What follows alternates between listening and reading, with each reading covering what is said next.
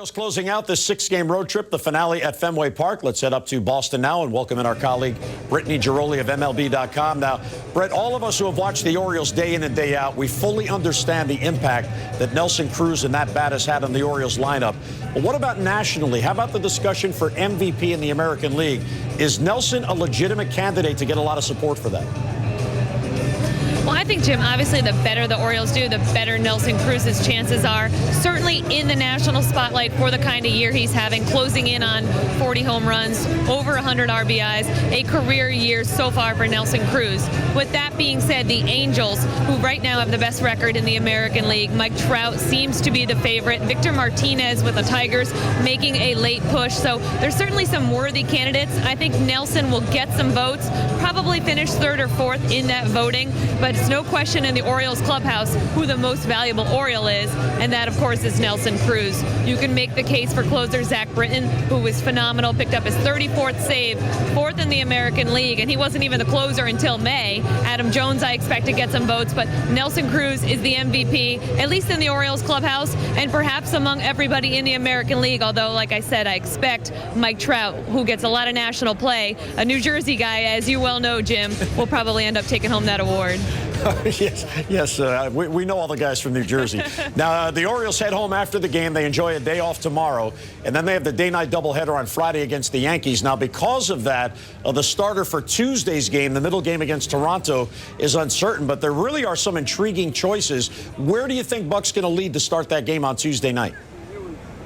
Well, if I had to guess, Jim, I think it would probably be T.J. McFarland. They do have a couple in-house candidates. Ubaldo Jimenez is a guy, obviously, who has a starting background. Joe Saunders, a guy who started earlier this year. But Saunders really hasn't been stretched out. You saw his one appearance, which Buck said still counts as work, was that intentional walk in Tampa. Ubaldo, very similar, hasn't gotten a whole lot of work as of late. I think McFarland's probably going to make that start. There's always the case, depending on Friday's doubleheader, if they have to use the bullpen a lot, they could get a guy from Sarasota. They got about 15 guys working out down there, staying ready, kind of the just-in-case squad. The two starting pitchers down there would probably be either Tyler Wilson or Mike Wright, but Buck said today that that's probably a last-case scenario. They'd rather have that guy come from within. I think they want to give McFarland another shot, see what he has here. All right, now as play begins today, the Orioles' magic number is down to 9, so we're into single digits. Now, by my math, the earliest they can clinch would be Sunday night, the Sunday night game against the Yankees. But what we're looking at here, Britt, the Orioles begin a 10-game homestand on Friday, and that means it's very likely that they will clinch the division at home. And you know what? After this tremendous season, that is going to be great for the Orioles and for their fans.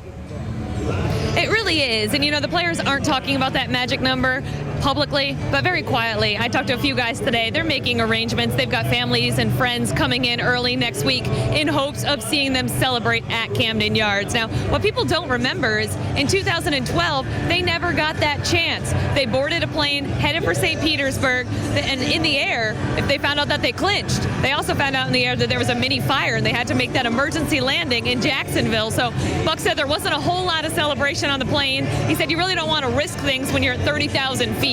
So it will be really nice for the Orioles, I think, to have that celebration with their fans. They've only celebrated once since Camden Yards opened in 1992, and that was when they won the American League Division Series.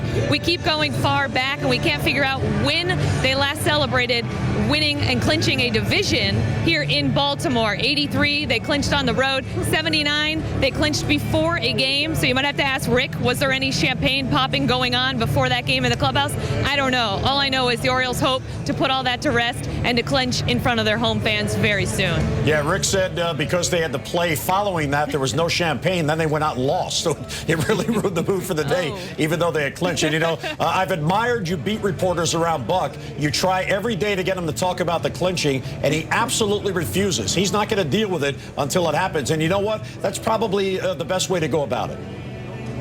Probably, and that's the mindset in there publicly, but I think once you get down to the single digits, which is where they is right now, it would be a major disappointment during that 10-game homestand if they don't clinch. What they could also do, too, is eliminate the Yankees, which obviously would make Orioles fans even more happy to see the team clinch and New York go home without having any kind of postseason.